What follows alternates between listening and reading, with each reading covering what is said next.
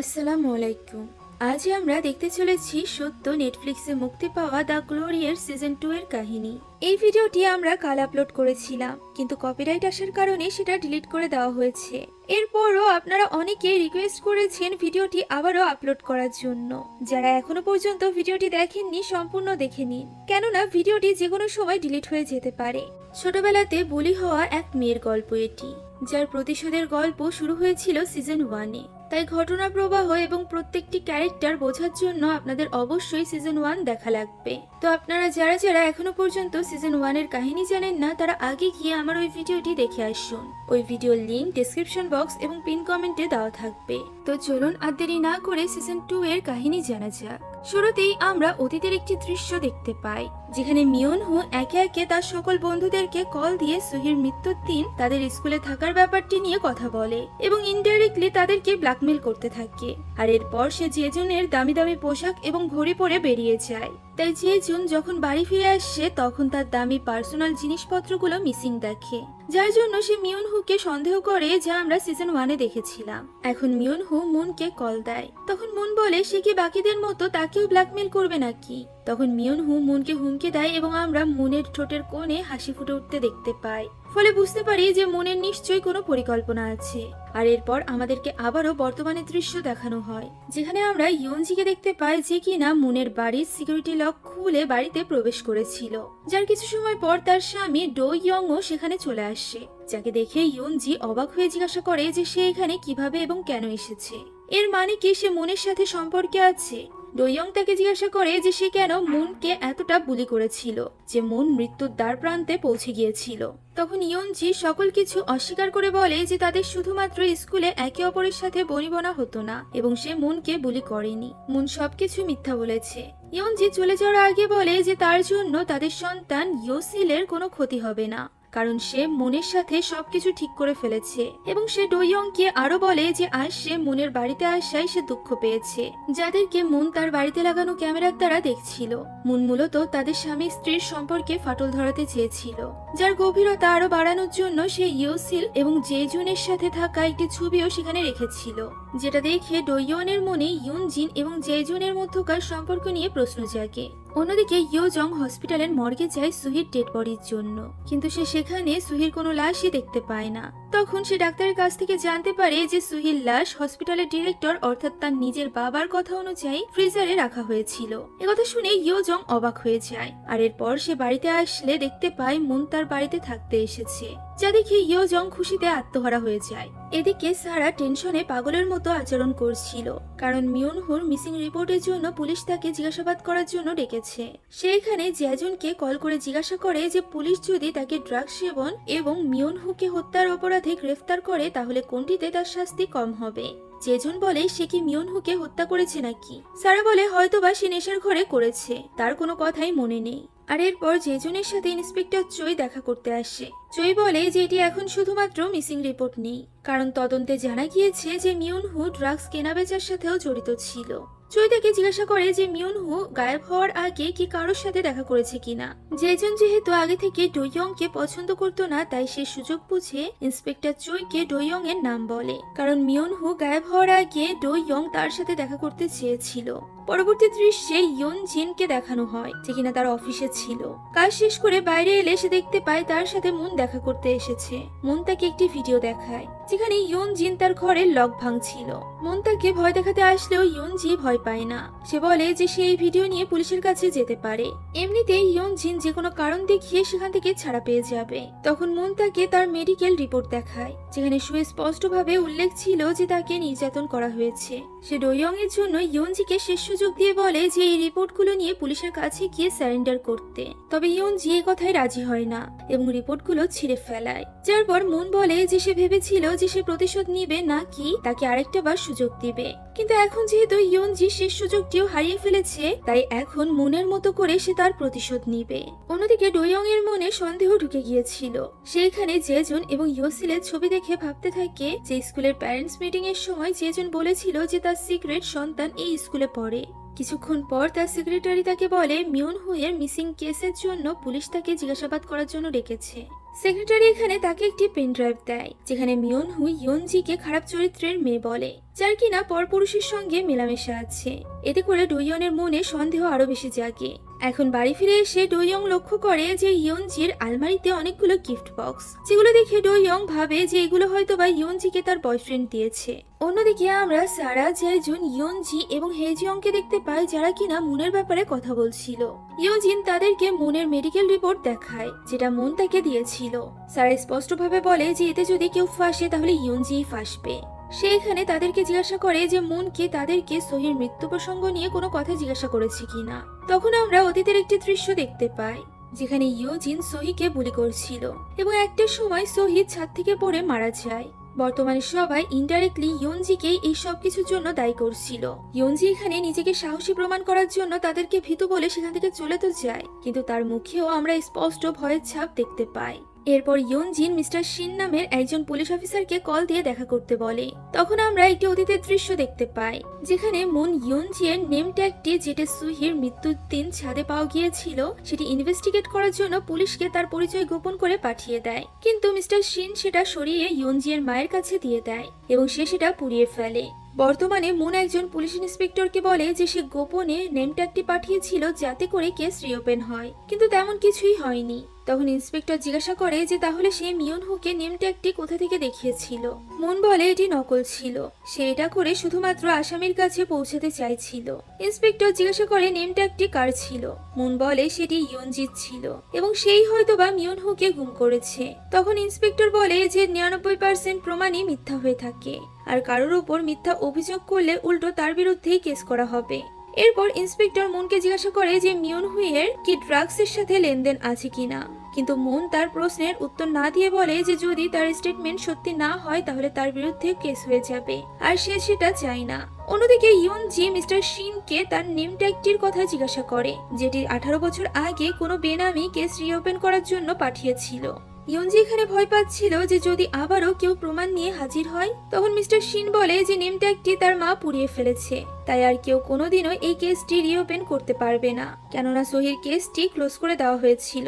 এই বলে যে সোহি নিজেই নিজেকে মেরে ফেলেছে। অন্যদিকে আমরা হেইয়নকে দেখতে পাই। হেইয়নের কথা মনে আছে তো? হেইয়ন সে ছিল যে কিনা মুনকে সাহায্য করছিল। এখন হেইয়ন দৌড়ে বাড়িতে যায়, কারণ তার স্বামী আজকেও মদ খেয়ে এসে তার মেয়ে সোয়াকে মারধর করছিল। সোয়া বাইরে বসেছিল। তখন হেইয়ন বলে সে তাকে পড়াশোনা করার জন্য ইউএসএ তে পাঠিয়ে দিবে। কিছুদিন পর সেও মুনের সাথে সেখানে চলে যাবে। মুন সোয়াকে ইউএসএ পাঠানোর সমস্ত ব্যবস্থা করে ফেলেছে, তাকে আর বেশি দিন এসব কিছু সহ্য করা লাগবে না। এখান থেকে দৃশ্য পরিবর্তিত হলে আমরা ইয়োজংকে দেখতে পাই, যে কিনা তার মায়ের সাথে দেখা করতে গিয়েছিল। সে তার মাকে বলে যে সে যদি তার বাবার দেওয়া স্ক্যালপেলটি ছুরির মতো করে ব্যবহার করে তাহলে সে তাকে আটকাবে কিনা। ইয়োজং আরো বলে যে মেয়েটিকে সে পছন্দ করে, তার সাথে অতীতে অনেক খারাপ কিছু হয়েছে, যেটার জন্য মেয়েটিকে সে প্রতিশোধ নেওয়ার ব্যাপারে সাহায্য করবে। ইয়োজংয়ের মা বলে তিনি তাকে বাধা দিবেন না, কিন্তু তাকে সাবধানে কাজ করতে বলে। পরবর্তী দৃশ্যে মুন তার পরিচিত নার্সের সাথে দেখা করতে যায়, যাকে আমরা সিজন 1-এ মুনকে সাহায্য করতে দেখেছিলাম। সে এখানে একটি খাম দিয়ে জিজ্ঞাসা করে যে এখানে কি আছে। উত্তরে মুন জানায় যে এটি সোহির পোস্টমর্টম রিপোর্ট। এটার সাহায্যেই সে মিয়ন হুকে সোহির হত্যার ব্যাপারে জানাতে পেরেছিল। নার্স জিজ্ঞাসা করে যে এটা সে কোথা থেকে পেয়েছে। তখন আমরা আবারও অতীতের একটি দৃশ্য দেখতে পাই, যেখানে সোহির বোবা মা তার কাছে সাহায্য চাইছিল, কারণ কেউ তাকে গুরুত্ব দিচ্ছিল না। অর্থাৎ সোহির মায়ের জন্যই মুন ইয়োজংকে দিয়ে সোহির অটোপসি করায়, যার রিপোর্ট থেকে তারা জানতে পারে যে মৃত্যুর আগে সোহি প্রেগনেন্ট ছিল। আর এরপর আমরা আরো একটি অতীতের দৃশ্য দেখতে পাই, যেখানে মিয়ন হু গায়েব হওয়ার আগে মুনকে হুমকি দিয়ে সমস্ত প্রমাণ তাকে দিয়ে দিতে বলে, কিন্তু মুন তার হুমকিতে ভয় পায় না।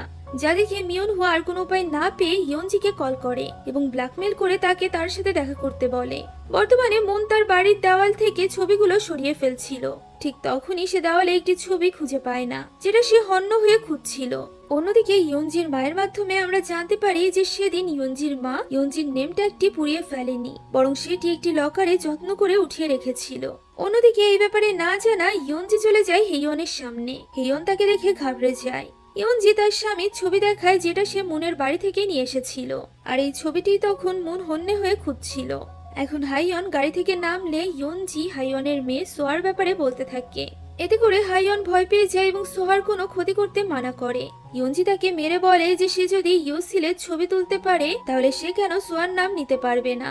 হেইয়ন তাকে জিজ্ঞাসা করে যে সে তাকে কিভাবে খুঁজে পেয়েছে। তখন আমরা অতীতের একটি দৃশ্য দেখতে পাই যেখানে ইয়নজি মুনের বাড়ির দেওয়ালে টাঙানো সকল ছবিগুলো চিনতে পারলেও হেইয়নের স্বামীকে চিনতে পারে না, যে কারণে সে ওই ছবিটি নিজের কাছে রেখে দেয় এবং গোপনে গোপনে হেইয়নের স্বামীকে খুঁজতে থাকে।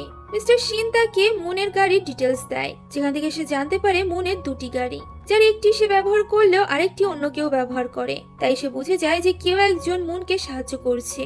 তাই সে মিস্টার শিনকে খোঁজ নিতে বলে, যেখান থেকে সে জানতে পারে হাইয়নের স্বামী তাকে নির্যাতন করে আর এর জন্যই সে মুনের কাজ করছে, যার প্রতিদান স্বরূপ মুন তার স্বামীকে হত্যা করবে। এখন এখানে ইয়নজি হাইয়নকে একটি অফার দেয় যে ইয়নজি হাইয়নের স্বামীকে মারার ব্যবস্থা করবে এবং মুনের মতো এত সময়ও এতে লাগবে না, তবে এর বদলে হাইয়নকে তার হয়ে কাজ করতে হবে। হাইয়ন যদি তার কাজ না করে তাহলে সে হাইয়নকে ছাড়বে না বলে হুমকি দেয়। এতে করে হাইয়ন ভয় পেয়ে যায় এবং ইয়নজির ভয়ে সে সোহাকে নিয়ে কিছুদিনের জন্য পালিয়ে যায়, যে কারণে মুন তাকে কল দিলেও তার ফোন বন্ধ পায়। অন্যদিকে ডো ইয়ং জেজুনের শোরুমে গিয়ে ট্রায়াল রুমে যায়, যেখানে সেই ইয়নজির আলমারিতে থাকা গিফট বক্সের মতো অনেকগুলো বক্স দেখতে পায়। এতে করে তার মনে জেজুন এবং ইয়নজির মধ্যকার সম্পর্ক নিয়ে সন্দেহ আরো বেশি বেড়ে যায়। আর এরপর আমরা জেজুনকে দেখতে পাই যে কিনা ইয়োসিলের জন্য রুম ডেকোরেট করছিল, কেননা সে চাইছিল ইয়োসিলকে নিজের কাছে নিয়ে আসতে। তখন একজন কর্মচারী বলে আজকাল যে বাড়িতে বাচ্চারা আছে সেখানে কুকুর অথবা পশম জাতীয় প্রাণী পালন করে না, কারণ এতে করে বাচ্চাদের অ্যাস্তমা হওয়ার ঝুঁকি আছে। কিন্তু জেজুন তার কুকুরটিকে অনেক ভালোবাসতো, তাই সে কুকুরটির দিকে তাকিয়ে থাকে। পরবর্তী দৃশ্যে মুন হেজিয়ংকে কল দিয়ে ইয়নজিকে তার দেওয়া ঠিকানায় নিয়ে আসতে বলে। হেজিয়ং তার কথায় রাজি না হলে মুন আবারও তাকে তার শাশুড়ির ভয় দেখিয়ে ব্ল্যাকমেল করে, যে কারণে হেজিয়ং তার কাজ করতে বাধ্য হয়। তখন মুনকে স্কুলের একজন কর্মচারী বাইরে আসতে বলে। বাইরে বের হয়ে সে দেখতে পায় তার মা তাকে খুঁজতে খুঁজতে সেখানে চলে এসেছে। তখন আমরা আবারও একটি অতীতের দৃশ্য দেখতে পাই, যেখানে ইয়নজি মুনের মায়ের কাছে গিয়ে তাকে টাকা অফার করে এবং বলে যে সে যেন মুনকে স্কুল থেকে বের করার ব্যবস্থা করে, যেমনটি সে ছোটবেলায় একবার করেছিল। তাহলে সে তাকে অনেক টাকা দিবে।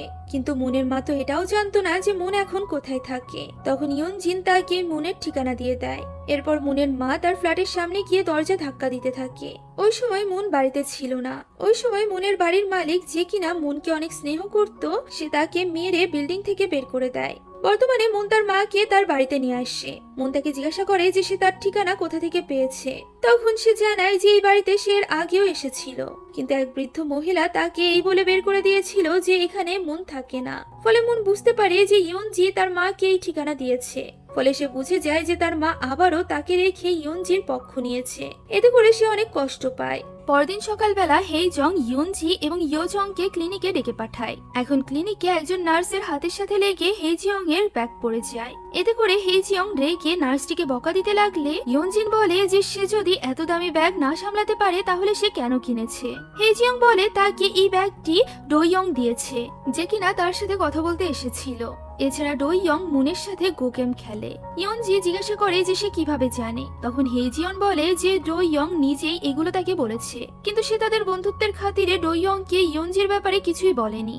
এখন হেজিয়ং সেখান থেকে চলে যাওয়ার আগে বলে যে ডোইয়ং তার প্রতি ইন্টারেস্টেড এবং সে খুব শীঘ্রই তার কাছে ফিরে আসবে।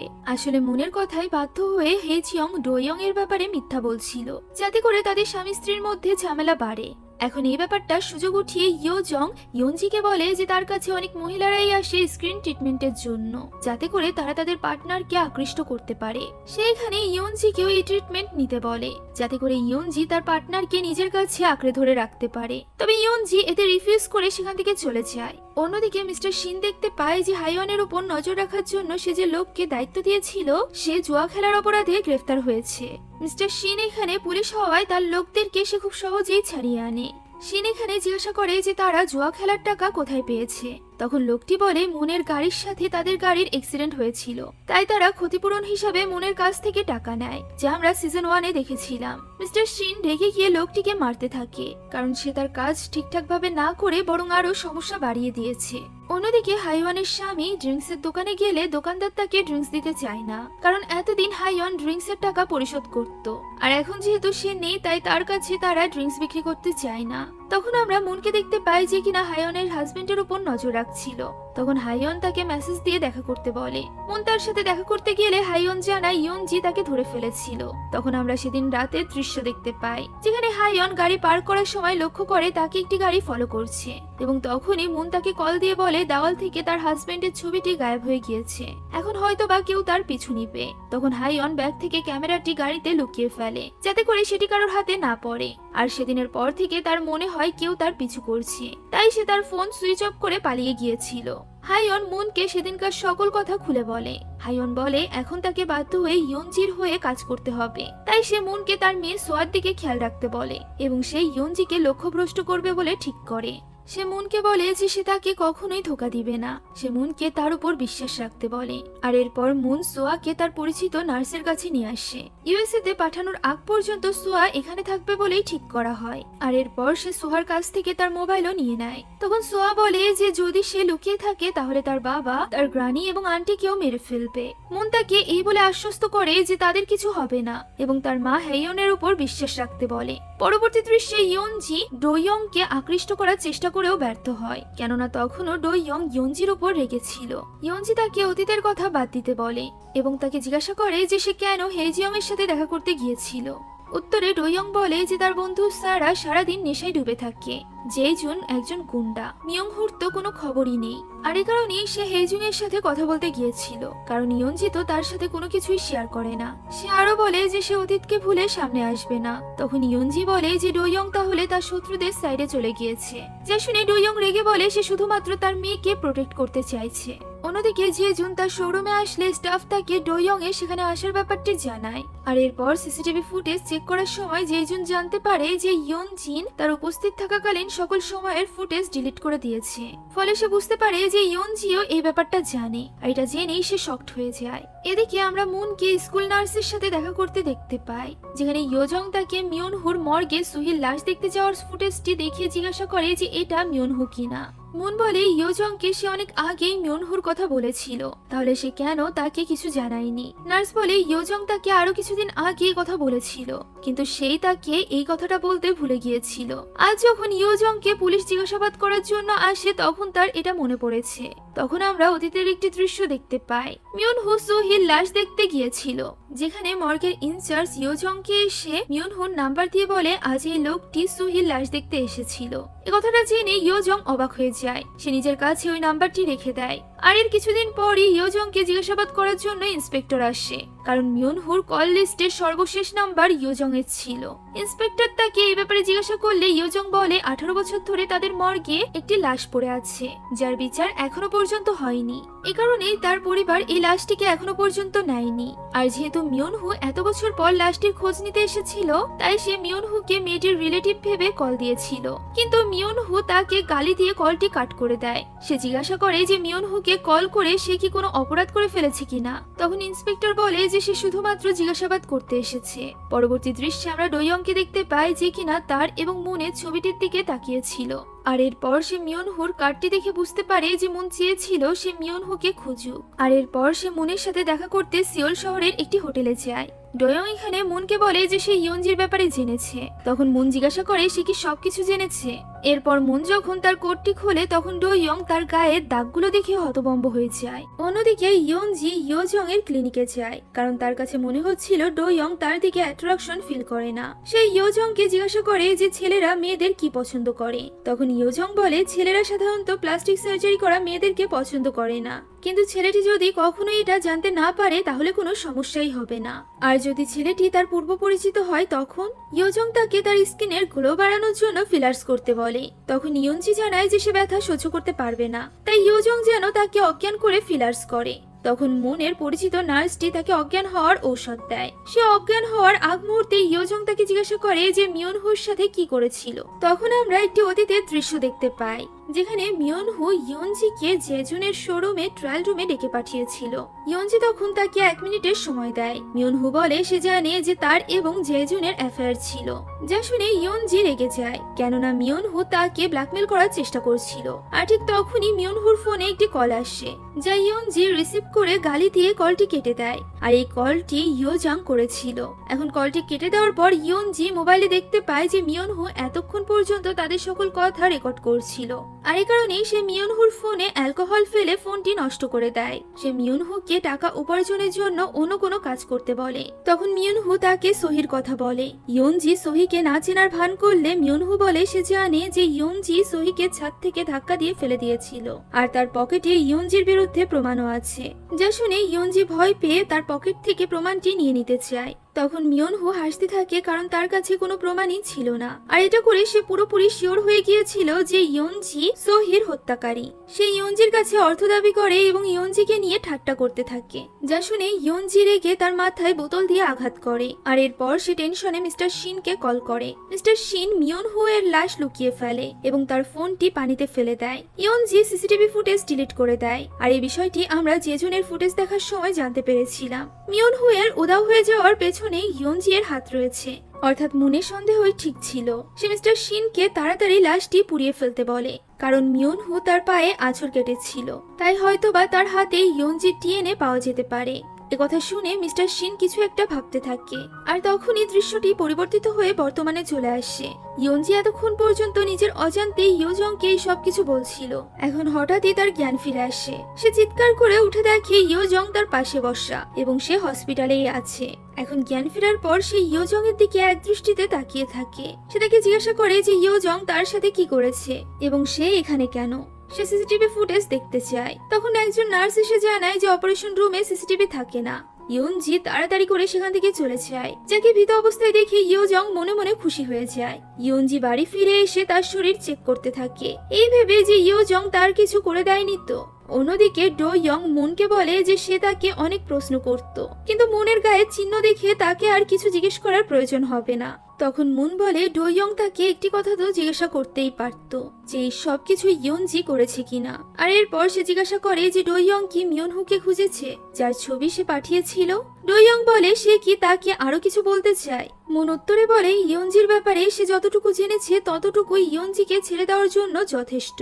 আর সে চায় ডো ইয়ংই তাকে ছেড়ে দিক, কারণ সে ডো ইয়ং এর নামে চোর খাটায়। ডো ইয়ং বলে সে ইয়নজিকে ছাড়তে পারবে না, যার কারণ সে নিজেও জানে না। মুন তার কথা শুনে অবাক হয়ে যায় এবং ইয়োজং এর বাড়িতে এসে ঘুমিয়ে পড়ে। কিছুক্ষণ পর তার ঘুম ভাঙলে দেখতে পায় ইয়োজং রান্না করছে। সে ইয়োজংকে রান্না করতে সাহায্য করতে গিয়ে গরম খাবার হাতে ধরে ফেলে, যা দেখে ইয়োজং তাকে কাজ করতে দেয় না। ইয়োজং এখানে মুনকে জানায় যে আজ তার ক্লিনিকে ইয়নজি ট্রিটমেন্ট করতে এসেছিল। মুন বলে যে সে ডোয়ং এর সাথে দেখা করতে গিয়েছিল। তখন ইয়োজং বলে সে কেন এত সুন্দর পোশাক পরে ডোয়ং এর সাথে দেখা করতে গিয়েছিল, অর্থাৎ সে এখানে অনেক বেশি জেলাস ফিল করে। একথা শুনে মুন হেসে কাপড় চেঞ্জ করতে যেতে লাগলে ইয়োজং বলে যে সে মুনের ট্রিটমেন্ট করে তার ক্ষত চিহ্নগুলো সরিয়ে দিবে। হয়তো বা আগের মতো হবে না, কিন্তু অনেকটা দাগ ঢাকা পড়ে যাবে। মুন বলে তার এই দাগ নিয়ে কোনো সমস্যা হয় না। এখন পরদিন সকালে মুনকে এজেন্সি থেকে কল দিয়ে জানানো হয় যে সোয়া ল্যাঙ্গুয়েজ ইন্টারভিউতে পাশ করেছে, তাই যে কোনো সময় তাকে ইউএসএ তে পাঠানো যাবে। এরপর আমরা ইয়োসিলকে দেখতে পাই যে কিনা ল্যাপটপে গ্রিন অ্যাপেল এবং রেড অ্যাপেলের ছবি দেখছিল, কিন্তু সে যেহেতু কালার ব্লাইন্ড ছিল তাই সে কোনো রঙই দেখতে পারছিল না। আর এই কারণেই সে রেগে ল্যাপটপটি বাথটাবে ফেলে দেয়। অন্যদিকে হেইয়ং এর কাছে একটি পার্সেল আসে, যেটা মুন তার জন্য পাঠিয়েছিল। পার্সেলটিতে সোয়ার ফোন এবং একটি চিঠি ছিল, যেখানে মুন লিখেছিল যে সোয়া ল্যাঙ্গুয়েজ ইন্টারভিউতে পাশ করেছে এবং ইউএসএ তে একটি পরিবার তাকে অ্যাডপ্ট নিতে চায়। এতে তার যদি কিছু বলার থাকে তাহলে চিঠির মাধ্যমে লিখে জানাতে। মুন আরো বলে যে এখন থেকে সে সোয়ার ফোনে কল করে হায়নের সাথে যোগাযোগ করবে এবং সে হায়নকে একটি লিপস্টিকও গিফট করে। অন্যদিকে আমরা ইয়নজির মা মিসেস পার্ককে দেখতে পাই, যাকে ইয়োজংদের হসপিটাল থেকে মর্গের সেই ইনচার্জ কল দেয়। সে মিসেস পার্ককে বলে হসপিটালের ডিরেক্টরের ছেলে সোহিল লাশটির খোঁজ নিতে এসেছিল। সে লাশটি আসলে মর্গে নয়, বরং ফ্রিজারে আছে। এছাড়া মিয়নহু নামের আরো একজন লাশটির খোঁজ নিতে এসেছিল। মিয়নহুর নাম শুনে মিসেস পার্ক অবাক হয়ে যায়। অন্যদিকে ইয়নজি ইয়োজং এর ক্লিনিকের বাইরে বসে ভাবছিল ইয়োজং কি তাকে সত্যি মিয়নহুর কথা জিজ্ঞাসা করছিল নাকি এটা তার মনের ভুল। তখনই ইয়োজং তাকে গাড়ির জানালা দিয়ে ডেকে বলে আজ তার ট্রিটমেন্ট করা হবে না। তখন ইয়নজি জানায় যে সে বাজারে যাচ্ছিল। সে ইয়োজং এর কাছে কালকের জন্য ক্ষমা চেয়ে বলে কাল অজ্ঞান অবস্থায় সে কিছু বলেছিল কিনা। ইয়োজং বলে যে সে বারবার মিয়নহুকে ডাকছিল এবং অজ্ঞান অবস্থায় মানুষ এমনটাই করে, আর এটা হয়তোবা তার কোনো দুঃস্বপ্ন ছিল। সে ইয়নজিকে ভিটামিন খেতে বলে সেখান থেকে চলে যায়। আর এরপর ইয়নজি বাজারে গিয়ে ডোয়ংকে মেসেজ দিয়ে বলে যে আজ সে তার জন্য খাবার রান্না করবে। এই বলে সে বাজার করে বাড়ি গিয়ে দেখতে পায় ডোয়ং অলরেডি খাবার খাচ্ছে। সে ডোয়ংকে জিজ্ঞাসা করে যে সে কি তার মেসেজ দেখেনি। ডোয়ং বলে যে হ্যাঁ। সে জিজ্ঞাসা করে তাহলে সে মেসেজের রিপ্লাই কেন দেয়নি। উত্তরে ডোয়ং বলে যে তার নিস্তব্ধতাই তার উত্তর, যা শুনে ইয়নজি রেগে যায়। সে ডোয়ংকে বলে যে সে কেন মুনের সাথে গো গেম খেলে, মনের মধ্যে এমন কি আছে যাতে সে অ্যাট্রাক্টেড হচ্ছে। ডোয়ং বলে সে যখন প্রথমবার মুনকে দেখেছিল তার কিউরিসিটি হয়েছিল এবং দ্বিতীয়বার মুনকে দেখার জন্য সে উতলা হয়ে পড়েছিল। সে মুনের সাথে গো গেম খেলে হেরে যায় আর এরপর থেকে মুনকে গো গেম খেলায় হারাতে চাইতো। সে আরো বলে যে মুনের সাথে গেম না খেললে তার দম বন্ধ হয়ে আসে। ইয়নজি বলে সে তাকে চিট করেছে। তখন ডোয়ং হেসে বলে তার মুখে কথা মানায় না। সে কি কখনো তার এবং জেজুনের সম্পর্কের কথা জিজ্ঞাসা করেছে?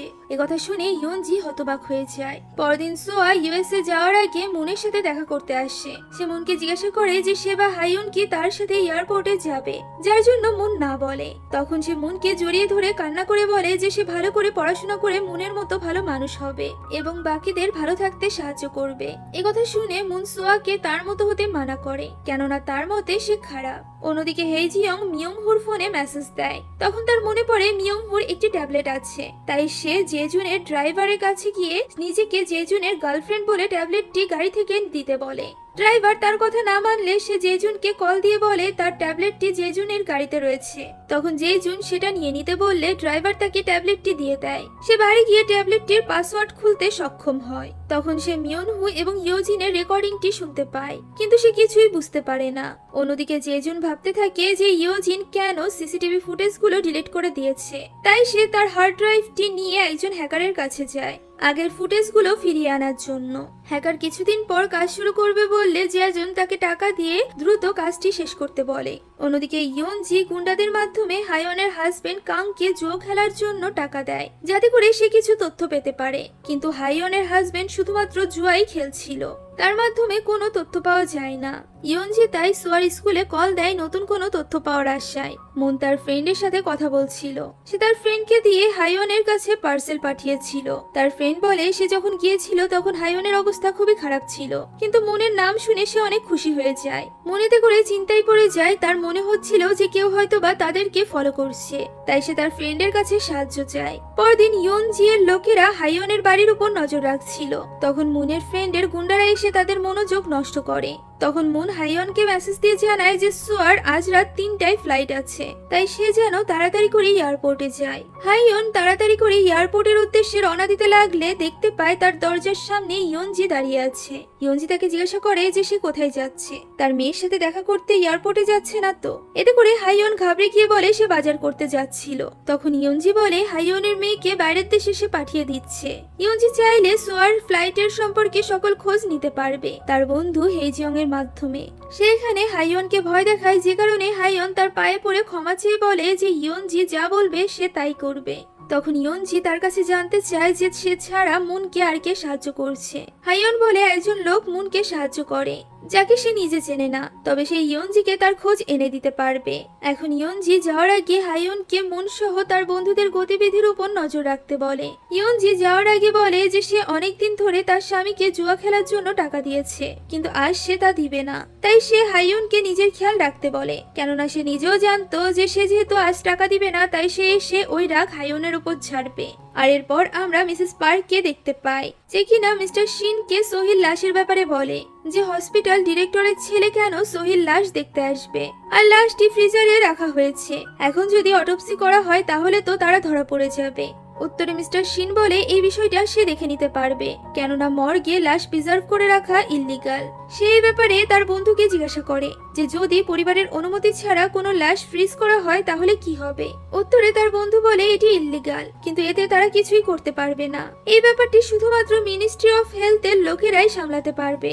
শিন তাকে এই ব্যাপারে সাহায্য করতে বলে, যাতে করে সে হসপিটালের বিরুদ্ধে কেস করে লাশটি ফিনারেলের জন্য পাঠাতে পারে।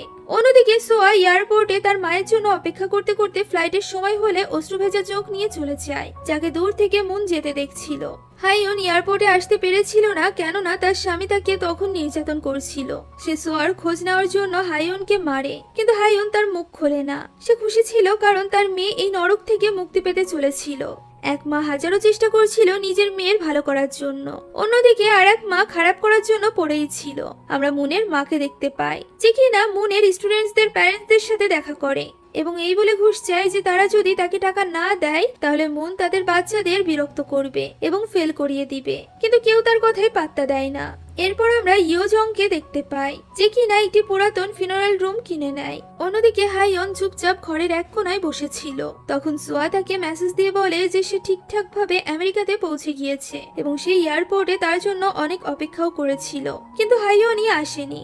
এখন সে তার জন্য আমেরিকাতে অপেক্ষা করবে। যার এমন মেসেজ পেয়ে হাইয়ন অনেক ইমোশনাল হয়ে পড়ে। তখনই তার স্বামী কাং বাড়িতে ফিরে আসলে সে তাড়াতাড়ি করে সোয়ার ফোনটি লুকিয়ে ফেলে। হঠাৎই মুন কল দিলে সে তাড়াতাড়ি ফোনটি অফ করে তার ব্যাগটি লুকিয়ে ফেলে, কিন্তু কাং ব্যাগটি খুঁজে পেয়ে যায়। সে ব্যাগের মধ্যে এত টাকা দেখে ভাবে যে এগুলো হয়তোবা হাইয়ন সোয়াকে দিয়ে দেহ ব্যবসা করিয়ে উপার্জন করেছে। তখন হাইয়ন বলে তাকে একজন মহিলা আরেকজন মহিলার নাম্বার দিয়ে ব্ল্যাকমেল করায়, আর এভাবেই সে টাকাগুলো পেয়েছে, কিন্তু সে টাকাগুলো ফেরত দিয়ে দিবে। কাং টাকাগুলো ফেরত দিতে তো দেয়ই না, উল্টো সে এখন ব্ল্যাকমেল করবে বলে ঠিক করে। সে ব্ল্যাকমেল করার জন্য ওই মহিলার নাম্বার চাইলে হাইয়ন তাকে মিসেস পার্কের নাম্বার দিয়ে দেয় এবং এও বলে দেয় যে কি বলে ব্ল্যাকমেল করতে হবে। কাং তখন মিসেস পার্ককে মেসেজ দিয়ে বলে যে সে জানে তার মেয়ে একজন খুনি, যা শুনে মিসেস পার্ক ঘাবড়ে যায়। আসলে এটি মুন এবং হাইয়নের পরিকল্পনা ছিল তার স্বামীকে ফাঁসানোর জন্য। অন্যদিকে ইয়নজি ভাবতে থাকে ওঝা তাকে বলেছিল তার পরিচিত কারোর নামে যদি ও লেটার থাকে তাহলে সেই ব্যক্তি তার জন্য ঝুঁকিপূর্ণ। তখন সে ভাবতে থাকে মুন এবং মিয়নহুন নামে ও আছে, যার জন্য তারা দুজনই তার শত্রু। ওই সময় ইয়োসিল তার মায়ের জুতো পরে হাঁটছিল। তখন সে স্টাফকে জিজ্ঞাসা করে যে তার জুতোর রং সবুজ, তাই না? তখন স্টাফ মেয়েটি বলে যে এখানে লালও আছে। তখন ইয়োসিল জিজ্ঞাসা করে যে কোথায়। একথা শুনে মেয়েটি মুচকি হাসে। অন্যদিকে মিস্টার শিন মিয়নহুয়ের লাশটিকে তখনও যত্ন করে রেখে দিয়েছিল, কারণ তার মাথায় ছিল যে এই লাশ দিয়ে সে ব্ল্যাকমেল করবে, আর এই কারণেই সে ফিনারেল স্টাফকে লাশটির বিশেষ যত্ন নিতে বলে। অন্যদিকে মুন ইয়োজাংকে জিজ্ঞাসা করে যে মনের দেওয়ালে মিয়নহুর ছবি সে দেখেছিল, কিন্তু এর আগে থেকেই সে মিয়নহুকে চিনত। সে কি কোনোদিনও সন্দেহ করেনি যে মুন মিয়নহুকে হত্যা করতে পারে? তখন ইয়োজং বলে যে সে শুধুমাত্র মুনকে ভালোবাসে এবং মুন কাকে মারলো বা না মারলো এতে তার কোনো সমস্যা নেই। সে শুধুমাত্র তার ভালোবাসার মানুষটির জন্য সবকিছু করতে পারে। মুন বলে সে কেন তাকে এত ভালোবাসে। ইয়োজং বলে যে সে আগেও বলেছে তার জীবনের সবচেয়ে খারাপ সময় সে মুনকে তার পাশে পেয়েছে, আর সেদিন থেকেই মুন তার খুশি থাকার কারণ হয়ে উঠেছে।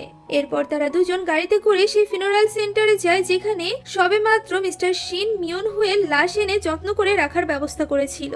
তখন আমরা একটি অতীতের দৃশ্য দেখতে পাই যেখানে হাইয়ন মিস্টার শিনের উপর নজর রাখছিল। তখন সে মিস্টার শিনকে কয়েকবার ফিনারাল সেন্টারে যেতে দেখতে পায়, আর এরপর মুনকে নিয়ে সে ওই ফিনারাল সেন্টারে যায়, যেটা অনেক বছর ধরে বন্ধ থাকলেও সেখানকার মর্গে বিদ্যুৎ ব্যবহার করা হতো, যা তারা মিটার দেখে বুঝতে পারে। আর এরপর মুন ইয়োজংকে সেন্টারটির কথা জানিয়ে বলে যে এর মালিক বিদেশে থাকে এবং একজন লোক জায়গাটির দেখাশোনা করে। তাই ইয়োজং ফিনারাল সেন্টারটি কিনে ফেলেছিল, যাতে করে তারা সেখানে খুব সহজেই যেতে পারে। পরদিন সকালবেলা তারা তাদের প্রপার্টি দেখতে গেলে সেখানকার কেয়ারটেকার তাদেরকে ভেতরে আসতে বাধা দিতে যায়। তখন লিগ্যাল কাগজপাতি এবং পুলিশের সাহায্য নিয়ে তারা ভেতরে চলে যায়। বিপদ বুঝে কেয়ারটেকার মিস্টার শিনকে কল দিতে লাগলে ইয়োজং তাকে বাধা দেয় এবং জিজ্ঞাসা করে যে সে কি মিস্টার শিনকে কল দিচ্ছে, যা শুনে লোকটি হতবাক হয়ে যায়। আর এরপর তারা মর্গে মিয়ংহুয়ের লাশ খুঁজে পায়। লোকটি বলে এখন কি তারা পুলিশকে সবকিছু বলে দিবে, যার উত্তরে ইয়োজং বলে তারা পুলিশকে কোনো কিছুই জানাবে না, তবে এর বদলে লোকটিকে তাদের কথা অনুযায়ী চলতে হবে। এখন মুন কিছুতেই বুঝতে পারছিল না যে ইয়নজি যদি হত্যা করেই থাকে তাহলে সে কেন এখনো পর্যন্ত লাশটি রেখে দিয়েছে। তখন ইয়োজং বলে যে মিস্টার শিন হয়তোবা এই লাশটিকে রেখে দিয়েছে ইয়নজিকে ব্ল্যাকমেল করতে পারে। সে মুনকে বলে ইয়নজি মিয়নহুকে মেরেছে, সেই ব্যাপারে শিওর, কিন্তু মুন বলে সে 99% শিওর। সে যেন যে কোনো ভাবে তার ক্লিনিকে ইয়নজিকে আনার ব্যবস্থা করে, তাহলেই সে 100% শিওর হয়ে যাবে। আর এরপরই ইয়োজং ইয়নজিকে ক্লিনিকে এনে তার মুখ থেকে সব সত্যিটা বের করেছিল। ওই সময় ইয়নজি যখন অজ্ঞান ছিল তখন ইয়োজং তার পায়ের ক্ষত থেকে কিছুটা স্যাম্পল রেখে দেয়, যেখানে মিয়ংহুর আঁচড় লেগেছিল, যাতে করে সে পরবর্তীতে এই ব্যাপারটা প্রুফ করতে পারে। এগুলো সব অতীতের দৃশ্য ছিল। এখন দৃশ্য বর্তমানে আসলে আমরা হাইয়নকে দেখতে পাই, যে কিনা ইয়নজিকে বলে যে মুনকে যে ছেলেটি সাহায্য করছে সে একজন সার্জন, যার নাম ইয়োজং, এবং তার একটি ক্লিনিকও রয়েছে। ইয়নজি জানতে পারে যে সোহিল লাশ যে হসপিটালে রাখা আছে সেটা ইয়োজং এর ফ্যামিলির, যা শুনে সে হতবাক হয়ে যায়। ফলে সে সবকিছু বুঝে যায়। সেই সাথে এটাও বুঝে যায় যে সে ইয়োজং এর ফাঁদে পা দিয়েছে। ফলে এতে করে সে অনেক ভয় পেয়ে যায়। সে এখন সোহির মার্ডার কেসে জেলে যাওয়ার ভয় পাচ্ছিল। এমনকি এই ভয়ের কারণে সে সব জায়গায় সোহির আত্মাকেও দেখতে পারছিল। অন্যদিকে তার মা মিসেস পার্ককে হায়ুনের হাজবেন্ড বারবার করে মেসেজ দিয়ে হুমকি দিচ্ছিল। তখন সে আর কোনো উপায় না পেয়ে মিস্টার শিনের কাছে সাহায্যের জন্য কল করে, কিন্তু শিন তাকে ইগনোর করে। তাই সে শিনের সাথে দেখা করতে পুলিশ স্টেশনে যায়। সে শিনকে বলে তাকে একজন লোক বারবার কল দিয়ে হুমকি দিচ্ছে। সে এত টাকা দিয়ে শিনের মতো কুকুরকে কেন পুষছে যদি বাইরের কেউ তাকে হুমকি দিতে পারে। মিসেস পার্কের এমন কথা শুনে শিন অনেক বেশি রেগে যায় এবং তাদেরকে আর কোনো সাহায্য করবে না বলে সেখান থেকে চলে যায়। ফলে এবার মিসেস পার্ক পড়ে যায় বিপদে। অন্যদিকে জেজুনের কাছে একটি পেন ড্রাইভ আসে। মন তাকে কল দিয়ে জানায় যে স্কুলের একজন টিচার খারাপ পজিশন থেকে বাচ্চা মেয়েদের ছবি তোলে, যেখানে ইয়োসিলেরও ছবি ছিল। জেজুন যেহেতু ইয়োসিলের বাবা ছিল তাই সে আর চুপ করে থাকতে পারে না। জেজুন ইয়োসিলের ছবি দেখে ভীষণ রেগে স্কুলে আসতে থাকে। অন্যদিকে টিচারটি আবারও বাচ্চাদের ছবি তুলতে লাগলে মন এসে বাচ্চাদের ক্লাসে পাঠিয়ে দেয়। এদিকে জেজুন স্কুলে এসে তার ক্যামেরা থেকে মেমোরি কার্ডটি নিয়ে তাকে মারতে থাকে, কারণ সে ইয়োসিলের দিকে খারাপ দৃষ্টিতে তাকিয়েছিল। মুনের সাথে একজন টিচার দাঁড়িয়েছিল যে কিনা মুনকে ছবিগুলো দিয়েছিল।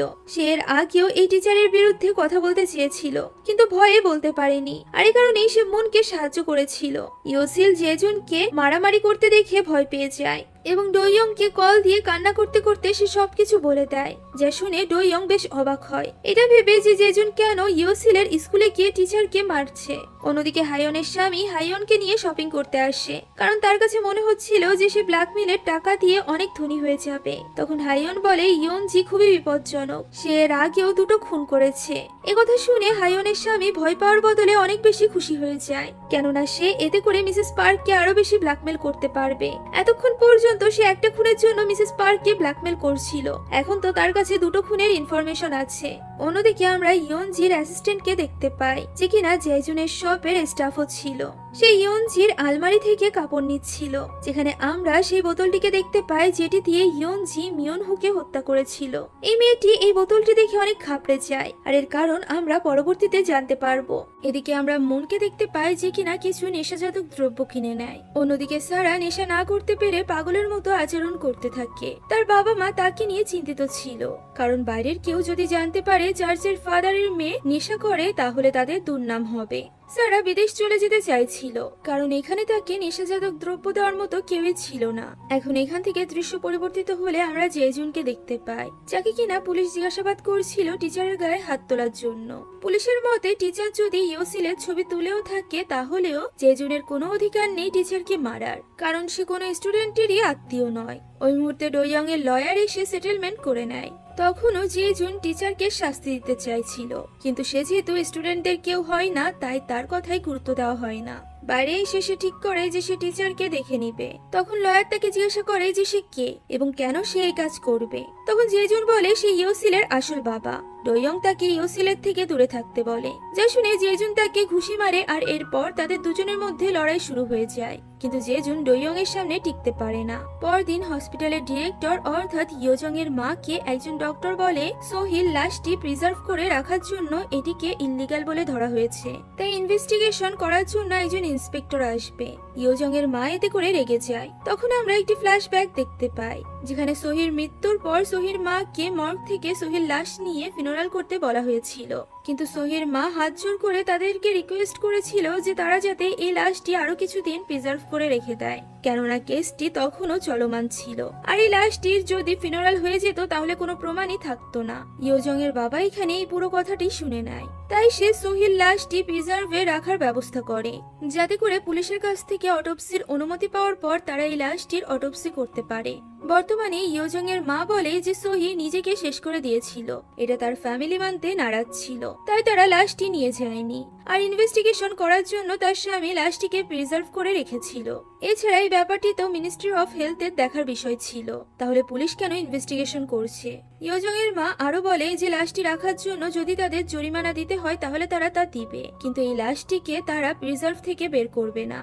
অন্যদিকে ইয়োজংকে মুনের মা মেসেজ দিয়ে একটি ক্যাফেতে দেখা করতে বলে। সে ক্যাফেতে গিয়ে দেখতে পায় মুনের মা অনেক ড্রিঙ্কস করছিল, তাই সে দেখা না করেই সেখান থেকে চলে যায়। এদিকে ইয়ুনজি বাড়ি ফিরে দেখতে পায় ড্রাইভার ইয়োসিলকে আনতে স্কুলে যায়নি। সে এর কারণ জিজ্ঞাসা করলে ড্রাইভার বলে ইয়োসিলকে তার দাদির বাড়ি পাঠানো হয়েছে, যা শুনে ইয়ুনজি বেশ অবাক হয়ে যায়। এদিকে ডোইয়ং লয়ারের সাথে জেজুনের ব্যাপারে কথা বলছিল, যা থেকে আমরা ধারণা করতে পারি যে ডোইয়ং এখন ইয়োসিলের কাস্টাডি নিয়ে চিন্তিত ছিল, কারণ সে তার আসল বাবা না। তবুও সে নিজের মেয়েকে নিজের কাছেই রাখতে চাইছিল। এখানে ইয়ুনজি তার গালে আঘাতের চিহ্ন দেখে জিজ্ঞাসা করে যে সে লড়াই করেছে কিনা। ডোইয়ং বলে সে অনেক বেশি রেগে আছে, কারণ তার স্ত্রীর বয়ফ্রেন্ড ইয়োসিলের বাবার পরিচয় ঘুরে বেড়াচ্ছে। সে আরো বলে যে সে সব সত্যিটা জানে, যে ইয়োসিলের আসল বাবাকে, আর সে এখানে অনেক কষ্ট করে নিজেকে কন্ট্রোল করছে। সে চায় না যে ইয়োসিল এসব কিছু ভোগ করুক, আর এ কারণেই সে ইয়োসিলকে দূরে পাঠিয়ে দিয়েছে। ইয়োসিল তারই মেয়ে, সে যদি ইয়ুনজিকে ডিভোর্স দিয়েও দেয় তবুও ইয়োসিল তারই থাকবে। ডোইয়ং চলে গেলে ইয়ুনজি মাটিতে বসে কান্না করতে থাকে। মুহূর্তের মধ্যে তার সবকিছু যেন তার কাছ থেকে চলে যাচ্ছিল, আর এই সবকিছুর জন্য দায়ী ছিল একমাত্র মুন। ঠিক তখনই ইয়োসিলের ক্লাসমেটদের বাবা মা তাকে কল দিয়ে জানায় যে তারা মুনের বিরুদ্ধে স্কুলে কমপ্লেন করবে, কারণ তার মা ব্ল্যাকমেল করে সবার থেকে অর্থ দাবি করছে। ইয়ুনজি তো এমনটাই চাইছিল। এখন মুন স্কুলে থাকাকালীন স্টুডেন্টদের বাবা মা তার কাছে আসে এবং তার নামে স্কুলে কমপ্লেন করে। এরপর সে বাড়ি ফিরে ডাস্টবিন থেকে স্টুডেন্টদের বাড়ির নাম্বার পায়। ফলে সে বুঝতে পারে যে তার মা ইচ্ছাকৃতভাবে এইসব কিছু করেছে, যাতে করে তাকে স্কুল থেকে বের করে দেওয়া হয়। তাই তো সে রেগে গিয়ে তার মায়ের কাছে গিয়ে দেখতে পায় তার মা অনেক দামি দামি জিনিস কিনেছে। সে তার মাকে বলে যে সে কেন তার সাথে এমনটি করছে, সে একজন মা হয়ে তার সন্তানের সাথে এমন কি করে করছে। সে রেগে সকল কাপড় এবং ব্যাগগুলো কেটে নষ্ট করে দিচ্ছিল। তখন তার মা মারলে তার মুখে লেগে মুখ কেটে যায়। সে চলে যাওয়ার আগে তার মাকে বাড়ি খালি করে দিতে বলে, সে যেন আর কখনোই তার সামনে না আসে। তখন তার মা বলে যে সে যেখানেই যাক না কেন সে তার পিছু ছাড়বে না। এই সব কিছুতে মন অনেক ভেঙে পড়েছিল। সে আর যার সাথেই লড়াই করুক না কেন, নিজের মায়ের সাথে লড়াইয়ে সে কিছুতেই জিততে পারছিল না। তখনই জেজুন তার সাথে দেখা করতে আসে। সে অনেক বেশি রেগে গিয়েছিল, কারণ সে জেনে গিয়েছিল যে মুনই ডোইয়ংকে স্কুলে আসতে বলেছিল। ফলে মুন বুঝতে পারে যে সে এখন বিপদে পড়ে গিয়েছে। যখন চারদিক থেকে সে বিপদে ঘেরা, ঠিক তখনই তার হিরো ইয়োজং সেখানে গাড়ি নিয়ে চলে আসে এবং এমন ভাব করে যেন সে ভুল করে জেজুনের সামনে চলে এসেছে। এই সুযোগে মুন সেখান থেকে চলে যায়। জেজুনও মুনের আর কোনো ক্ষতি করতে পারে না। মুন ইয়োজং এর বাড়িতে থাকা টেন্টে বসে কান্না করছিল। ইয়োজং নিজেও বুঝতে পারছিল না যে সে কিভাবে মুনকে সান্ত্বনা দিবে, কেননা ব্যাপারটা মুনের মায়ের। সে এখানে ব্যান্ডেজ নিয়ে বাইরে দাঁড়িয়েছিল। এখন পরদিন মুন সারার বাবার চার্চে যায়, যেখানে তাকে তার লোক একটি ফোন দেয়। এখানে হাইয়ুন মুনকে ফলো করছিল। সে ইয়ুনজিকে কল দিয়ে জানায় যে মুন সারার বাবার চার্চে এসেছে, যা শুনে ইয়ুনজি অবাক হয়ে ভাবতে থাকে যে মুন কি করতে চলেছে। অন্যদিকে মুন সারাকে উস্কানোর জন্য চার্চের একটি রুমে টেবিলের উপর রাখা নেশাজাতক দ্রব্যের ছবি পাঠায়, যা দেখে সারা নিজের উপর নিয়ন্ত্রণ রাখতে পারে না। সে তখনই ওই রুমে গিয়ে নেশা করতে শুরু করে। তখন মুন তার ছবি তুলে চার্চের সবাইকে সেন্ড করে দেয়। এদিকে নেশায় বিভোর হয়ে সারা নিজের সামনে মিয়নহুকে দেখতে পায়। সে মিয়নহুর সাথে ঘনিষ্ঠ হয়েছিল, আর সেদিনকার কথা ভেবেই সে সেখানে পাগলের মতো আচরণ করতে শুরু করে, যার এই সকল কর্মকাণ্ডের ভিডিও সেখানে থাকা সকলে করে রাখে। তখন ইয়ুনজি সেখানে এসে মুনকে দেখে জিজ্ঞাসা করে যে এই সবকিছু সে করেছে কিনা। মুন বলে সে অনেক পরিশ্রম করে এটা করেছে। ইয়ুনজি বলে সারার আগের কোনো ক্রিমিনাল রেকর্ড নেই, সে খুব শীঘ্রই ছাড়া পেয়ে যাবে। মুন বলে সারা হয়তোবা তাড়াতাড়ি ছাড়া পেয়ে যাবে, কিন্তু সে পাবে না। ইয়ুনজি বলে তার কাছে কি প্রমাণ আছে। মুন হেসে বলে যে তার কাছে যা আছে এতে করে ইয়ুনজি একেবারেই ধ্বংস হয়ে যাবে। তখন ইয়ুনজির ফোনে অনেকগুলো নোটিফিকেশন আসতে শুরু করে, যেখানে সে দেখতে পায় ইন্টারনেটে একটি আর্টিকেল বের হয়েছে, যেখানে সোহির মা লিখিত বয়ান দিয়েছে যে বর্তমানে একজন সুখ্যাতিপ্রাপ্ত ওয়েদার রিপোর্টার স্কুল জীবনে বুলি করে তার মেয়ে সোহিকে মেরে ফেলেছে। এতে করে সবাই বুঝে যায় যে এখানে ইয়ুনজির কথাই বলা হচ্ছে। অর্থাৎ গতকালকের ওই ঘটনার পর থেকে মন একেবারেই ঠিক করে নিয়েছিল যে সে খুব শীঘ্রই সবাইকে তার উপযুক্ত শাস্তি দিবে। তাই তো সে একের পর এক সবার উপর আক্রমণ করছিল। পরদিন সকালবেলা সোহির মার দেওয়া বয়ান ইন্টারনেটে ভাইরাল হয়ে যায় এবং সবাই ইয়ুনজিকে দোষী ভাবতে শুরু করে। ডোইয়ং এর অফিসের সবাই এই বিষয় নিয়ে আলোচনা করছিল। অন্যদিকে সারা দেশ ছেড়ে পালিয়ে যেতে চাইছিল, কারণ তার ভিডিও ভাইরাল হয়ে গিয়েছিল। কিন্তু তার আর শেষ রক্ষা হয় না, পুলিশ তাকে গ্রেফতার করে ফেলে। এত কিছুর পরও ডো ইয়ং ইয়নজিকে সাহায্য করতে চাইছিল। সে ইয়নজিকে নিয়ে লয়ারের অফিসে যায়। ইয়নজি তাকে সাহায্য করার জন্য ধন্যবাদ জানালে ডো ইয়ং বলে যে এটি তার শক ভ্যালু বাঁচানোর জন্য সে করছে এবং ডিভোর্সের কথা সে পরে বলবে। যা শুনে ইয়নজি অবাক হয়ে যায়। আর এরপর ইয়নজিকে জিজ্ঞাসাবাদ শুরু করা হয়। তাকে জিজ্ঞাসা করা হয় যে সোহির মৃত্যুর সাথে জড়িত যে ওয়েদার রিপোর্টারের কথা বলা হচ্ছে সেই ইয়নজি কিনা, যার উত্তরে ইয়নজি পুরো আত্মবিশ্বাসের সাথে বলে যে তাদের কাছে কি প্রমাণ আছে, যদি নাই প্রমাণ থাকে তাহলে সে নয়। তারা এই মুহূর্তে কোনো ধরনের অ্যাকশন না নিয়ে বরং চুপ থাকবে, কারণ তারা কোনো অ্যাকশন নিলে পাবলিক ভাববে যে সত্যি সে জড়িত রয়েছে। তাই এই মুহূর্তে সে কোনো ভুল সিদ্ধান্ত নিতে চায় না। ডো ইয়ং এখানে ইয়নজিকে আত্মবিশ্বাসের সাথে এত বড় মিথ্যা কথা বলতে দেখে অবাক হয়ে যায়। অন্যদিকে সারা পুলিশ স্টেশনে ছিল, যেখানে তার বাবা লয়ার নিয়ে এসেছিল। লয়াররা বলে যে তাকে যখন জিজ্ঞাসাবাদ করা হবে তখন সে যেন চুপ থাকে, তাহলে সে তাড়াতাড়ি বাড়িতে ফিরে যেতে পারবে। আর ঠিক তখনই সেখানে একজন পুলিশ অফিসার আসে তার ইউরিন এবং হেয়ারের স্যাম্পল নেওয়ার জন্য। এদিকে ওই রাতের ঘটনা জানার জন্য যে একজন হ্যাকারের থেকে হার্ড ড্রাইভটি নিতে যায়, যেখান থেকে সে জানতে পারে যে এই হার্ড ড্রাইভটি একেবারেই নতুন, এখানে কোনো ব্যাকআপ নেই। যা শুনে সে বেশ অবাক হয়ে যায়, কেননা হার্ড ড্রাইভটি 4 বছর পুরনো ছিল। সেই ব্যাপারে ভাবছিল, ঠিক তখনই হেজিয়ং তাকে মেসেজ দিয়ে বলে সে মিয়নহুর ব্যাপারে কিছু জানতে পেরেছে। আর এরপর তারা দুজন দেখা করে, যেখানে হেজিয়ং তাকে মিয়নহু এর রেকর্ডিংটি শোনায়, যেখানে সে ওই রাতে ইয়নজির সাথে কথা বলছিল। কিন্তু এই রেকর্ডিংটি অর্ধেক ছিল। যেজন খেয়াল করে রেকর্ডিং শুরুর প্রথমে মিয়নহু ওয়াইনের বোতলের নাম পড়ছিল, তখন যেজনের মনে পড়ে যায় যে তার এখান থেকে একটি ওয়াইনের বোতল গায়েব। সে হেজিয়ংকে জিজ্ঞাসা করে যে এই রেকর্ডিং সে আর কাউকে শুনিয়েছে কিনা। হেজিয়ং না বললে সে এক দৃষ্টিতে তার দিকে তাকিয়ে থেকে জিজ্ঞাসা করে যে সে একটা 8 বছরের বাচ্চার দেখাশোনা করতে পারবে কিনা।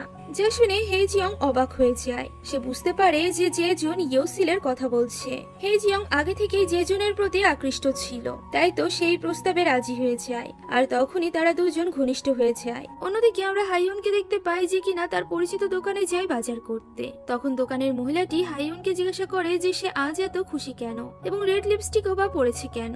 উত্তরে হাইয়ন বলে তার স্বামী ধীরে ধীরে পাল্টে যাচ্ছে, সে এখন আর তাকে মারে না এবং অনেক টাকা উপার্জন করতে চায়। যা শুনে মহিলাটি হাইয়নের জন্য খুশি হয়। আসলে হাইয়ন মিথ্যা বলছিল যাতে করে তার স্বামী মারা গেলে কেউ তার উপর সন্দেহ না করে।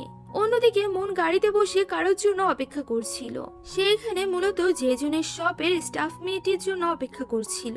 আর ঠিক তখনই আমরা আবারও অতীতের সেই দৃশ্যটি দেখতে পাই, যখন মন ইয়নজিদের নির্যাতনে অতিষ্ঠ হয়ে তাদেরকে হুমকি দেওয়ার জন্য গিয়েছিল। সিজন 1-এ এই দৃশ্যটির কথা বলার সময় আমি বলেছিলাম যে সেখানে ইয়নজিরা তখন একজন মেয়েকে বুলি করছিল, আর ওই মেয়েটিই ছিল এই স্টাফ মেয়েটি। এই মেয়েটির নাম ছিল গিয়ং। মন যেদিন প্রথমবার মিয়নহুর সাথে দেখা করার জন্য শপে গিয়েছিল, সেদিনই গিয়ং তাকে দেখে চিনে ফেলেছিল। তাই তো মন তাকে জিজ্ঞাসা করে যে সে কেন সেদিন ইয়নজিকে এই ব্যাপারে বলেনি। গিয়ং তাকে সোজাসুজি কথা বলতে বলে। তখন মন তাকে সরাসরি জিজ্ঞাসা করে যে সে তো ওই শপেই থাকতো, তাহলে ওই রাতের পর থেকে সে কেন ওই শপে থাকে না, অর্থাৎ যে রাতে মিয়নহু গায়েব হয়ে গিয়েছিল। মন বুঝতে পেরেছিল যে গিয়ং ভালো করেই জানে যে মিয়নহু মারা গিয়েছে এবং তাকে ইয়নজি খুন করেছে। তাই সেখানে গিয়ংকে এই ব্যাপারে কোনো কিছু প্রকাশ করতে নিষেধ করে, কেননা সে চাইছিল না যে গিয়ং নতুন করে কোনো বিপদে পড়ুক। পরদিন ইয়োজং এর সাথে তার বন্ধু দেখা করতে আসে, যে কিনা তার মায়ের হসপিটালে চাকরি করত। ইয়োজং তাকে জিজ্ঞাসা করে যে হসপিটালের ঠিকানায় তার নামে জেল থেকে যে চিঠিগুলো আসতো সেগুলো এসেছে কিনা। তখন তার বন্ধু বলে ডিরেক্টর অর্থাৎ তার মা চিঠির ব্যাপারে জেনে গিয়েছে, আর সেই চিঠি আসার সকল পথ বন্ধ করে দিয়েছে।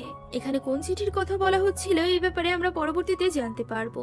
আপাতত রাতে বাড়ি ফেরার পথে ইয়োজং ডোইয়ংকে গো গেম খেলার বোর্ড নিয়ে বসে থাকতে দেখতে পায়। তখন ইয়োজং তার সাথে গেমটি খেলে। ইয়োজং এর চাল দেখে ডোইয়ং কিছুটা অবাক হয়ে যায়। তখন ইয়োজং তাকে জিজ্ঞাসা করে যে তার চাল দেখে কারোর কথা মনে পড়ছে নাকি। ডোইয়ং বুঝে যায় যে সে মুনকে চেনে এবং সেই মুনকে সাহায্য করছে। ডোইয়ং বলে যে তাদের মধ্যে কি সম্পর্ক আছে তা সে জানে না, তবে তার কি মনে হয় না যে তার উচিত এইসব কাজে মুনকে বাধা দেওয়া। উত্তরে ইয়োজং বলে যে সে মুনকে খুশি দেখতে চায়, আর এই জন্য সে সবকিছু করতে পারে। এখান থেকে দৃশ্য পরিবর্তিত হলে আমরা মিসেস পার্ককে দেখতে পাই, যে কিনা তার বাড়ির কাছে হাইয়ং এর স্বামী কাংকে দেখে ভয় পেয়ে যায়। সে গ্যারেজে গাড়ি রাখার সময় কাং তাকে মেসেজ দিয়ে বলে যে তার মেয়ে দুটো খুন করেছে। যা শুনে মিসেস পার্ক হতবাক হয়ে যায়। সে তাড়াতাড়ি করে ইয়নজিকে কল দেয়, কিন্তু ইয়নজি কল রিসিভ করে না। তখন তাকে কয়েকজন রিপোর্টার এসে সোহিকে নিয়ে প্রশ্ন করলে সে উত্তর না দিয়ে সেখান থেকে চলে যায়। তার মনে পড়ে মুন তাকে বলেছিল যে তার বিরুদ্ধে মুনের কাছে অনেকগুলো প্রমাণ আছে, তাই সে আবারও যেজনের শপে ট্রায়াল রুমে যায়। কোনো প্রমাণ রয়ে গিয়েছে কিনা যাচাই করতে। তখন ইয়ং তাকে জিজ্ঞাসা করে যে সে কি কিছু খুঁজছে। ইয়ং আরো বলে যে সে জেজুনকে বলে দিয়েছে যে সে হার্ড ড্রাইভটি পাল্টে দিয়েছে। তখন আমরা অতীতের একটি দৃশ্য দেখতে পাই যেখানে ইয়ংজি গিয়ংকে হার্ড ড্রাইভটি পাল্টে দেওয়ার কথা বলেছিল এবং ডোয়ংকে তার এখানে বেশিক্ষণ সময় কাটানোর কথা বলতে মানা করেছিল। এখানে গিয়ং তার পায়ের ব্যান্ডেজটিও লক্ষ্য করে। আর এরপর আমরা হাইয়নকে দেখতে পাই যে কিনা শামানকে একটি জন্ম তারিখ দিলে শামান বলে এটি তো তার জন্ম তারিখ নয়। তখন হাইয়ন বলে তার মেয়ে সুহির জন্ম তারিখ। শামান বলে সুহির সম্পর্কে জানতে একটি রিচুয়াল করতে হবে, যার জন্য অনেক টাকা খরচ করতে হবে। হাইয়ন বলে যত টাকা দরকার তা সে দিবে। সে যখন শামানের বাড়ি থেকে বের হয় তখন তার সাথে মিসেস পার্কের ধাক্কা লাগে। মিসেস পার্কের হাতে কাঙের ছবি সহ ডিটেলস লেখা ছিল, যা দেখে হাইয়ন চমকে ওঠে। মিসেস পার্ক শামানকে কাঙের ভবিষ্যতের কথা জিজ্ঞাসা করে। তখন শামান বলে কাং খুব শীঘ্রই মারা যাবে। মিসেস পার্ক শামানকে রিচুয়াল করে কাংকে মেরে ফেলতে বলে, কিন্তু শামান রাজি না হলে মিসেস পার্ক বলে কাং তার কাছে 1 বিলিয়ন ওন দাবি করেছে। এখন শামান নিজেই ভাবুক যে টাকা কি কাং পাবে নাকি সে। অর্থাৎ মিসেস পার্ক এখানে শামানকে লোভ দিয়ে কাংকে মেরে ফেলতে চাইছিল। অন্যদিকে ইয়নজি হাইয়নকে কল দিয়ে হেজিয়ং এর খোঁজ দিতে বলে, কারণ হেজিয়ং তার কল রিসিভ করছিল না। তখন হাইয়ন বলে হেজিয়ং জেজুনের বাড়িতে আছে অনেকদিন ধরে। হেজিয়ং তার বয়ফ্রেন্ডের সাথে ব্রেকআপ করে জেজুনের সাথে থাকছিল। ঠিক তখনই বাড়িতে ইয়নজি আসে। সে হেজিয়ংকে বলে যে সে জেজুনকে তার জালে ফাঁসিয়েছে, যার উত্তরে হেজিয়ং বলে তারা খুব দ্রুতই বিয়ে করে নিবে। ইয়নজি তাকে জিজ্ঞাসা করে যে সে কেন তাকে ডক্টর ইয়োজং এর ক্লিনিকে ডেকেছিল। মুনি তাকে এমনটি করতে বলেছিল, তাই তো? আর সে কি জানে যে ডক্টর ইয়োজং এর বাবার হসপিটালেই সোহির লাশ রাখা রয়েছে? হেজিয়ং বলে এতে তার কি? তখন ইয়নজি বলে যে সে জানে হেজিয়ং মুনের সাথে হাত মিলিয়েছে। হেজিয়ং এই ব্যাপারটা অস্বীকার করে এবং ইয়নজিকে জেজুনকে নিয়ে খোঁচা মেরে কথা বলে। তখন ইয়নজি তার শার্টের দিকে তাকিয়ে বলে সেই এটা জেজুনকে গিফট করেছিল।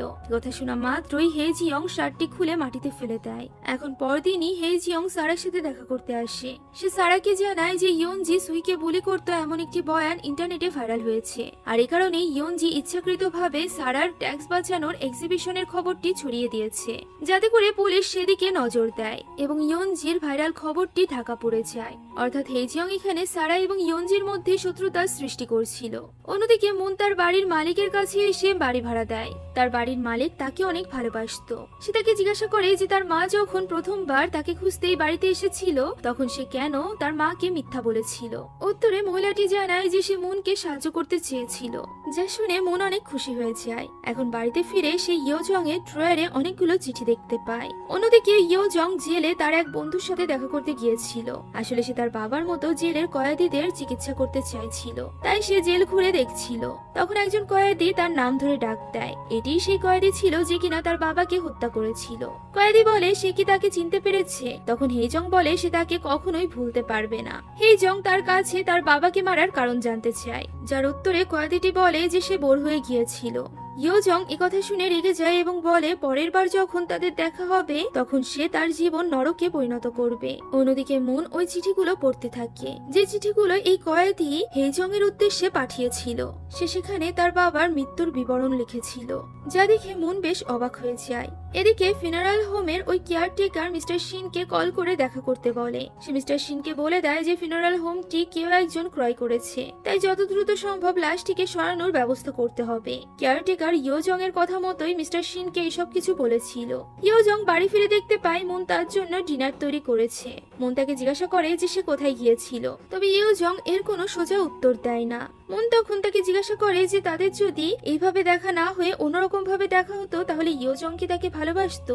ইয়োজং বলে সে যে কোনো সিচুয়েশনেই মুনকে ভালোবাসতো। তখন মুন তাকে জড়িয়ে ধরে, আর এতে করে ইয়োজংও খুশি হয়ে যায়, কেননা সে কখনোই ভাবেনি যে মুন তাকে এভাবে জড়িয়ে ধরবে। পরদিন মুন স্কুল ছেড়ে চলে যাওয়ার আগে ইয়োসিলের কাছে গিয়ে ক্ষমা চায় এবং বলে যে সে সারা জীবন ইয়োসিলের কাছে অপরাধী হয়ে থাকবে। সে যদি পারে তাহলে সারা জীবন সে তার কাছে ক্ষমা চেয়ে যাবে। একথা বলে সে সেখান থেকে চলে যায়। ইয়োসিল এইসবের কোনো কিছুই বুঝতে পারে না, কিন্তু আমরা বুঝতে পারি যে ইয়োজিনের প্রতি প্রতিশোধ নিতে গিয়ে মুন সবচেয়ে বড় ক্ষতি তো ইয়োসিলেরই করছিল। আর এরপর মুন তার মায়ের কাছে কল দিয়ে বলে যে তার জন্যই তার স্কুলের চাকরি চলে গিয়েছে, তাই সে যেন তার অ্যাপার্টমেন্ট ছেড়ে চলে যায়। অন্যদিকে পুলিশ ইন্সপেক্টর ইয়নজিকে জিজ্ঞাসা করে যে 19 অক্টোবর অর্থাৎ যেদিন থেকে মিয়নহুকে খুঁজে পাওয়া যাচ্ছে না সেদিন সে কোথায় ছিল। ইয়নজি মিথ্যা বলে যে সে শুটিং এ ছিল। আর এরপর সে মিস্টার শিনকে সকল ঘটনা বলে কিছু একটা করতে বলে, কিন্তু মিস্টার শিন স্পষ্টভাবে তাকে জানিয়ে দেয় যে সে আর তাদের কাজ করতে পারবে না এবং খুব শীঘ্রই সে রিটায়ার্ড হয়ে যাবে। সে সাথে সে এখানে ইয়নজিকে একটি শকিং নিউজ বলে, আর সেটা হলো সে এখনো পর্যন্ত মিয়নহুর ডেড বডি রেখে দিয়েছে, যা শুনে ইয়নজির মাথায় যেন আকাশ ভেঙে পড়ে। মুন তার অ্যাপার্টমেন্টে এসে দেখতে পায় তার মা তার বয়ফ্রেন্ডের সাথে সময় কাটাচ্ছে। তার মায়ের বয়ফ্রেন্ড তাকে দেখে পালিয়ে যায়, যে কারণে তার মা অনেক বেশি রেগে যায়। সে মুনকে উল্টোপাল্টা কথা বলতে থাকে। এদিকে মাংস গ্রিল হওয়ার আওয়াজে মুন ডিস্টার্ব হয়ে যায়। সে রেগে গিয়ে বলে যে কিছু টাকার জন্য সে তাদের মধ্যকার সম্পর্ক নষ্ট করেছে। একথা শুনে রেগে গিয়ে মুনের মা মুনকে ধাক্কা দিয়ে চুলার কাছে ফেলে দেয়, কেননা সে জানতো মুন আগুনকে ভয় পায়। সে এখানে হাসতে হাসতে বলে যে তারা দুজন একসাথেই পুড়ে মরবে। একথা বলেই মুনের মা ঘরের মধ্যে আগুন লাগিয়ে দেয়। আগুন দেখে মুন অনেক ভয় পেয়ে গিয়েছিল। তখন তার মা তার কাছে ক্ষমা চাইতে বলে। মুন তার পা ধরে তার কাছে ক্ষমা চায় এবং তাকে ধন্যবাদ জানায় এই কারণে যে সে পাল্টায়নি, কেননা এই সব কিছু মন পরিকল্পনা করেই করেছিল। সে তার রুমে আগে থেকেই ক্যামেরা ফিট করে রেখেছিল, যে ব্যাপারটা মুনের মা জানতো না। এখানেই দ্বিতীয় সিজনের অর্ধেক কাহিনী শেষ হয়ে যায়। বাকি অর্ধেক কাহিনী খুব তাড়াতাড়ি আমি আপনাদের জন্য নিয়ে আসবো, তাই যারা যারা এখনো পর্যন্ত সাবস্ক্রাইব করেননি তারা দ্রুত সাবস্ক্রাইব করে রাখুন, যাতে করে ভিডিও আপলোড দেওয়ার সাথে সাথেই দেখে নিতে পারেন, কারণ এই ভিডিওটির মতো ওই ভিডিওটিও ডিলিট হয়ে যাওয়ার সম্ভাবনা রয়েছে। Thank you so much for watching this video. আল্লাহ হাফেজ।